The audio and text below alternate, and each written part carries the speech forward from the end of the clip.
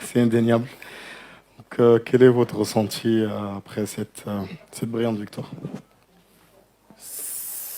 Ouais, heureux, très très heureux, soulagé. Soulagé parce que ça a été très très très dur. Très dur. On a eu une très très bonne équipe malienne en face, hein, qui nous a posé vraiment beaucoup de problèmes, surtout en première mi-temps, dans les 30 premières minutes.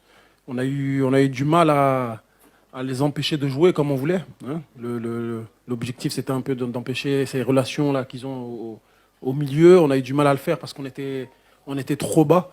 Et ils nous ont mis en difficulté, ils nous ont posé des problèmes. Après, il y a eu le carton rouge en fin de première mi-temps qui vient pas aider.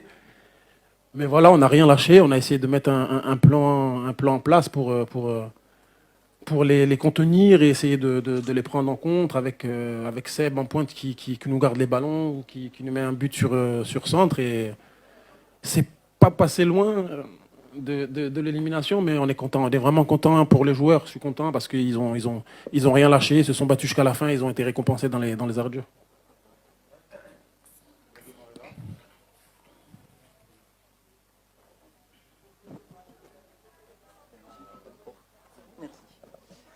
Bonjour Emers. Emmanuel Baranguet pour l'agence France Presse. Mon chef m'a demandé un papier pour demain sur la Côte d'Ivoire. Il m'a demandé quelles étaient les qualités. Alors j'ai dit le mental, le mental et le mental. Je voudrais savoir ce que je mets d'autre, s'il te plaît. Ce que vous voulez, hein. C'est vous le professionnel. Moi, je suis. Non, oui, le mental, c'est sûr que quand vous regardez le scénario du match, vous vous dites qu'on a été le chercher au mental, mais si vous réussissez à gagner à 10 contre 11 en étant mené 1-0 à 20 minutes de la fin, c'est qu'il n'y a pas que du mental. Je pense que tactiquement, on a été très très très bon. Bon, presque meilleur à 10 qu'à 11 d'ailleurs. Mais non, ils ont fait un super match tactique, hein. Tactique, on a été bien, on les a empêchés, même à 10, de développer le football qu'ils ont l'habitude de développer d'habitude. On a su fermer les couloirs. Vraiment, sincèrement, tactiquement, on a fait un gros match.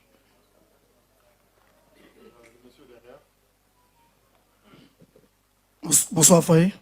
Salut à Dramé à Abidjan Sport. Alors, après le match de poule, la Côte d'Ivoire était presque éliminée. Et au dernier moment, l'équipe revient dans la compétition.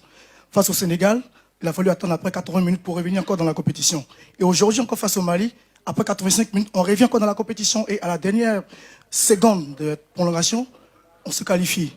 Est-ce des signes qui vous font croire que vous y arriverez au sac final le 11?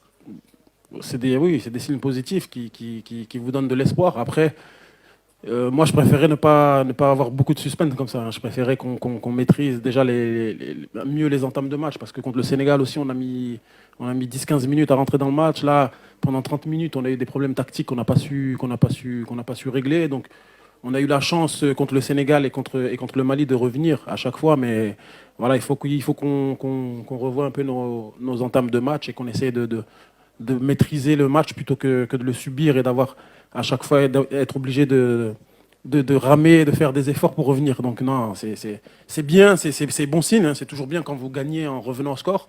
Mais ouais, si on peut éviter, ça sera encore mieux, je pense.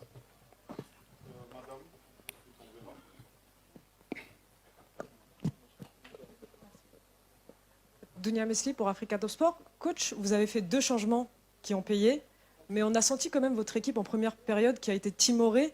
Comment vous expliquez que votre équipe a eu du mal en première période avec ce carton rouge et vous revenez, vos guerriers, ils ont été vaillants jusqu'au bout. Comment on explique cet état d'esprit, ce changement? En première mi-temps, je pense j'avais tellement accentué sur le fait d'être compact et de refermer, de resserrer les lignes et de fermer les passes à l'intérieur parce qu'ils ont un milieu en losange qui joue très bien, qui combine très bien. Je pense que j'avais tellement insisté sur ça que finalement, on s'est retrouvé bas, on a reculé, on a eu peur, je pense.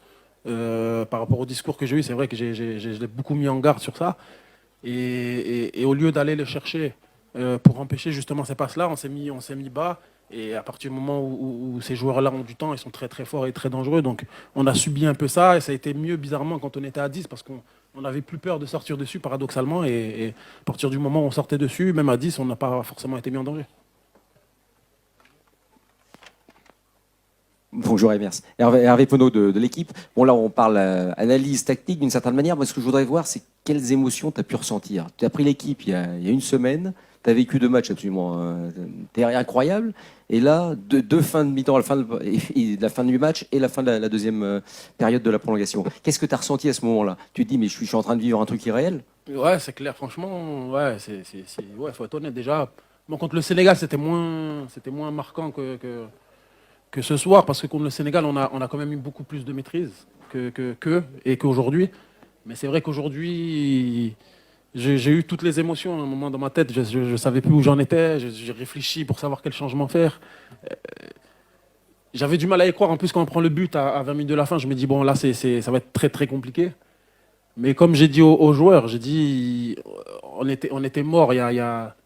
Après la défaite contre la Guinée équatoriale, on était déjà morts. On a ressuscité le mercredi grâce à la victoire du Maroc. Donc j'aurais dit, on n'a plus rien à perdre. En fait. Donc donnez tout, battez-vous jusqu'à la dernière minute. Un match, c'est 90 minutes, voire plus.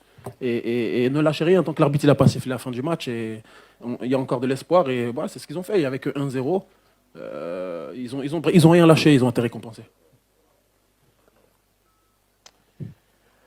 Salut Hébert, félicitations. Bon, on a la tête dans les étoiles, mais il faut déjà se projeter vers mercredi et la demi-finale. Est-ce que tu t'attends justement à un match différent du Sénégal et différent du match de ce soir face à une équipe de RDC qui n'a pas perdu depuis le début et qui est vraiment solide? Après, quand vous arrivez en demi-finale, vous jouez contre des équipes qui ont de la qualité, parce qu'elles ne sont pas arrivées en demi-finale pour rien. Et c'est une très très bonne équipe qui travaille bien, comme leur coach le disait. Sincèrement, je vais me projeter, je vais me préparer pour ce match à partir de demain. On va tranquillement rentrer à l'hôtel. On va essayer de bien récupérer là pendant 2 jours et préparer le match du Congo qui sera un match différent. Tous les matchs ne se ressemblent pas, pardon. C'est une équipe qui est différente de celle du Mali, qui est différente de celle du Sénégal, qui a d'autres forces. Donc on va se préparer pour un match qui sera différent, parce que c'est une demi-finale, parce que c'est une place pour la finale qui va se jouer. Donc il faudra encore une fois tout lâcher pour ne pas avoir de regrets. Bonsoir coach, par ici. Cyprien Kwasi, journaliste à Abidjan.net. Coach, félicitations déjà. Voilà, là tu viens de sortir d'un match assez rigide, mais là tu perds 2 joueurs, pas des moindres, Kosono Odilon et Dakite Oumar. Alors coach, la demi-finale, ça sera sans ces 2 guerriers, quand on connaît le style de jeu. Comment est-ce que tu prépares déjà ta demi-finale? Franchement, je ne sais pas encore. Bon, c'est 2 pertes. Hein. C'est 2 pertes parce que c'est des bons joueurs. Hein. Odilon, il revenait bien. Oumar, il nous apporte beaucoup par son envie, par sa puissance. Donc oui, ce sont 2 grosses pertes, mais après, on a 27 joueurs.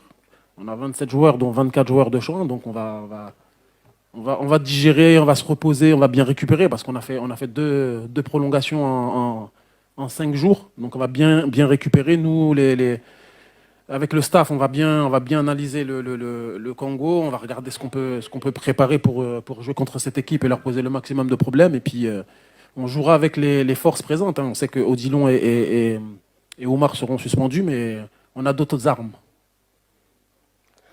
Amadou Al-Husseini Touré, Mali, coach, félicitations. Je ne minimise pas vos choix tactiques et autres, mais est-ce que vous ne pensez pas que votre collègue malien vous a presque offert la qualification en désorganisant juste 5 minutes à 5 minutes de la fin toute sa ligne défensive? Je ne sais pas. J'ai pas le temps de m'occuper du Mali et du coach du Mali. Moi. Je m'occupe de mon équipe et c'est déjà beaucoup. Ouais. Martial Gallet, le mandat. Félicitations, coach. Vous, tout à l'heure, vous avez dit qu'on a été bouffé un peu dans l'entame du match comme face au Sénégal. Mais tactiquement, vous avez joué en 4-3-3 face à une équipe du Mali qui est très bon au ballon, qui joue très bien au football. Pourquoi vous n'avez pas densifié plus ou moins votre entrée-jeu, si je peux me le permettre ainsi? C'est un choix tactique. Hein, je sais pas.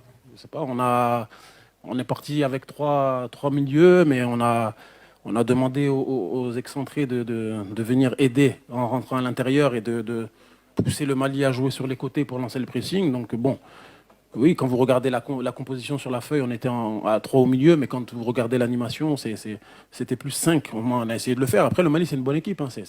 c'est pas étonnant qu'il nous ait posé des problèmes et il faut pas rougir du fait qu'il nous ait posé autant de problèmes parce que c'est une très très bonne équipe. Voilà, donc coach, on vous remercie et une nouvelle fois félicitations.